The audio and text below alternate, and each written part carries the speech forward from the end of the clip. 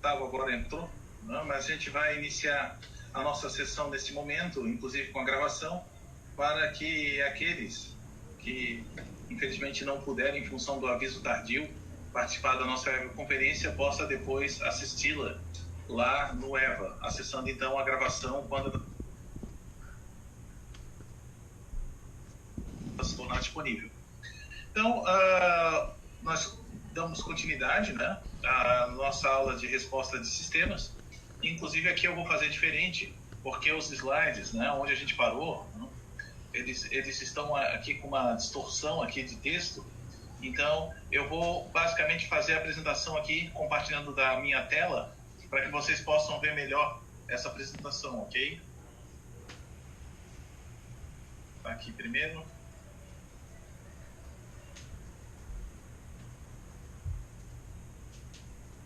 Então, como vocês podem ver, né, eu vou rodar essa apresentação a partir da minha tela, para que vocês consigam visualizar melhor ali os slides, tá bom? Melhor do que o que era o slide ali carregado dentro do ambiente. Então, na aula de hoje a gente vai apresentar para vocês o critério de Routh, né, também conhecido como critério de Routh-Hurwitz, né, e mostrar o perfil, né, um padrão de respostas de sistemas que são chamados de sistemas de primeira ordem, bem como sistemas de segunda ordem. Então, para começar, né, aqui, critério de Routh, né? O que serve o critério de Routh, né? Então, em geral, nós temos uma função de transferência h de s, né, que ele é um polinômio racional formado por um polinômio do denominador, que é y de s, dividido pelo polinômio do denominador, que é x de s, também chamado de d de s, né? Então, d de s ele é um polinômio na forma a0 vezes s elevado a n, mais a1 vezes s elevado a n menos 1, mais até o termo a n menos 1 vezes s, mais a n, onde a n é o termo independente. Então, basicamente um polinômio da forma geral, onde a0, a1, a n menos 1, a n são os seus coeficientes. Então, por mais que nós tenhamos aqui uma ordem elevada para esse polinômio, ou seja, o valor de n ele é maior que 2, né? Porque se é um polinômio com ordem 2, então a gente pode aplicar Bhaskara para tirar as raízes desse polinômio do denominador, que são conhecidas como polos, e se esses polos eles tiverem parte real negativa, então esse sistema é estável. Se pelo menos um desses polos tiver parte real positiva, então esse sistema é instável. Então a estabilidade está associada aos polos, que são as raízes desse polinômio do denominador. Mas quando a gente tem uma ordem n maior que 2, a gente tem métodos para achar essas raízes, mas esses métodos eles são métodos críticos, né? Não são métodos simples, né? Para fazer, né, encontrar essas raízes de forma fácil, e essa complexidade ela aumenta quanto mais aumenta n.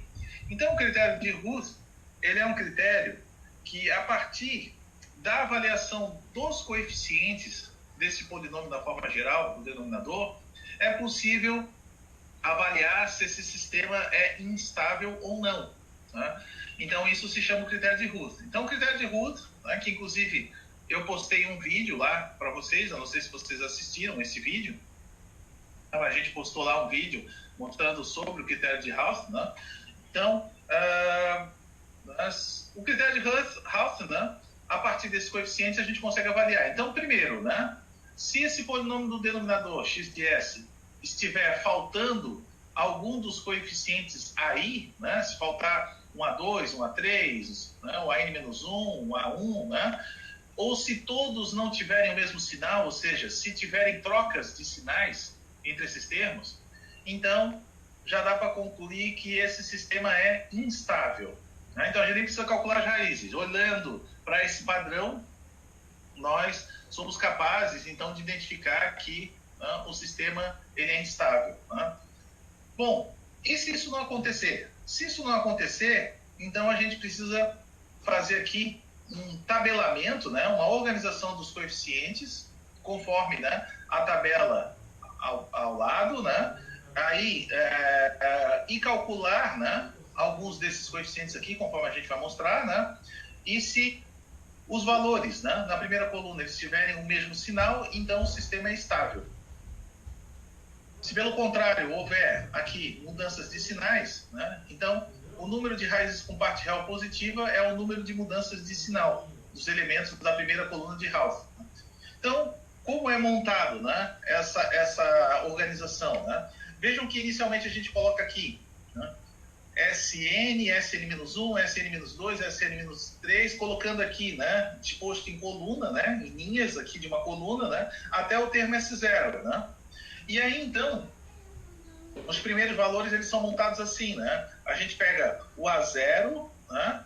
Aí depois o próximo vem embaixo, né? Depois o A2 vem para cá, depois o A3, ou seja, a gente só ocupa as duas primeiras linhas da tabela de Ralph, né? Ou seja, sempre nessa forma, A0, A1, A2, A3, A4, A5, A6, A7, até o último termo. Então, essas duas primeiras linhas, elas são as que de início aparecem preenchidas. As próximas, né? a linha B, né? Do B1, B2, B3, B4, como que a gente faz? Então, B1 é calculado como se fosse A1 vezes A2 menos A0 vezes A3 dividido por A1. Né? Então, B1 vai ser esse resultado. Aí, B2, como vocês podem ver, é A1 vezes A4 menos A0 vezes A5 dividido por A1, né? E assim sucessivamente. Então, isso forma os valores a serem calculados aqui da linha B. A linha C segue o mesmo padrão, né? Ou seja, na linha C, o que nós vamos pegar? Nós vamos pegar B1 vezes A3 menos A1 vezes B2 dividido por B1. Então, veja que os elementos C são todos divididos por B1. Né? Os elementos da linha B são todos divididos por A1. Né? E aí, então, a gente vai montando até acabar. Né? Até chegar aqui no termo S0, né? Até chegar no coeficiente S0. Então, nessa primeira coluna de coeficientes, uma vez que a gente calculou esses resultados, então, a partir disso, é que a gente olha esse padrão. Se os sinais desses valores são todos positivos, né? Ou todos negativos, isso significa que o sistema é estável. Se houver troca de sinal, então é porque esse sistema ele é um sistema instável. Tá? Vamos aqui explorar um exemplo. Imagine o seguinte, imagine que a gente quer analisar a estabilidade dessa função de transferência aqui com relação a possíveis valores de A. Vejam que esse coeficiente A aqui é um coeficiente que a princípio pode assumir qualquer valor. Né? Então, nós queremos olhar, né, para quais são as possibilidades que esse valor de A pode ter e que esse sistema, né, ele permaneça estável. Né? Então, veja que primeiro a gente analisa somente esse polinômio do denominador, né? Montando, né? Como vocês podem ver aqui, ó, como ele é de grau 3, então a gente monta aqui a primeira coluna S3, S2, S1, S0. Né? E aí nós pegamos aqui, ó, o primeiro coeficiente 1, depois abaixo o 3, depois o próximo A, volta para a primeira linha, e o 1 termina, né? Porque terminou aqui a quantidade de coeficientes. Então, essas duas primeiras linhas, elas são preenchidas inicialmente, então fica assim, 1, 3, A1, né? Então, se continuasse sempre nesse padrão, né? Depois o próximo vinha em cima, o segundo embaixo, o próximo em cima, depois embaixo, em zigue-zague, né? Aqui de acordo sempre do elemento, né? De maior termo para o elemento independente. Então, uma vez que a gente tem esses valores iniciais, o que falta para a gente calcular aqui? O valor de B1. Aqui o valor de B2, ele pode ser necessário calcular para achar o C1. Né? Então, aqui a gente tem B1, B2 e C1. Né? E aqui, então, nós temos a primeira coluna de coeficientes. Então, o que a gente tem a calcular aqui? O B1, o B2 e o C1. Então, o que vai ser o B1? Como a gente viu, o B1 vai ser A1 vezes A2 menos A0 vezes A3, dividido por A1. Né? Então, a gente faz aqui 3 vezes A menos 1 vezes 1 dividido por 3. Então, fica 3A menos 1 dividido por 3. O B2, então, é o A1 vezes o A4, que não tem, né, que é 0, né, menos 1 vezes o A5, que é 0, dividido por A1, né, que é 3. Mas aqui, como fica 0 menos 0 sobre 3, fica 0. Né? Então, esse aqui é 0. Esse coeficiente B2, ele é nulo. E o C1? O C1, então, é B1 vezes 1 menos 3 vezes B2, né? 3 vezes B2, dividido por B1. Né? Mas como aqui, né, nós temos assim, o B1 vale 3A menos 1 sobre 3. Né? E aí, a gente fazendo isso vezes isso dá o próprio B1.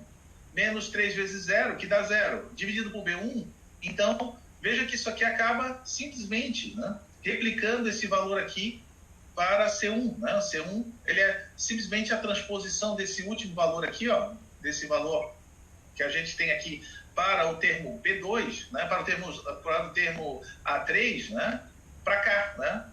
Então, quando a gente tem, né, uma situação como essa, né, então sempre esse último valor ele vai ser a transposição aqui do antepenúltimo. Né? E aí, então, veja que a gente tem... Vamos passar o próximo slide. Né? O próximo slide não tem isso, então vamos, né, ver. Então, aqui, né, o que a gente tem? A gente tem, né, aquela primeira coluna de coeficientes formada pelos valores 1, 3, depois uma expressão em função de A, que é 3A menos 1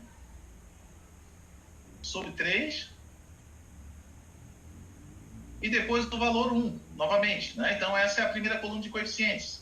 Veja que esse primeiro valor tem positivo, esse segundo valor também é positivo, e o valor de C1 também é positivo. Então,